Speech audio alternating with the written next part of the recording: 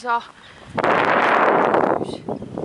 Jökulsárloin, jossa on myös kuvattu monta elokuvaa, kuten esimerkiksi James Bondin, olisikohan se Die Another Day, no, maybe. Täällä on kuulkaas muutama kymmen Aston Martin romutettu ihan leffa varten. Aika makea. Jäätikkölaguuni. On muuten vähän kylmempää vettä kuin Blue Lagoonissa. Kokeiltu äsken. Suunnilleen krokilämpö. Mikä on kroki?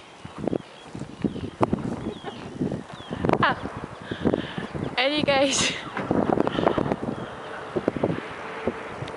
Tämä oli sitten niinku yli 2 tunnin ajamisen arvoinen paikka. Tuossa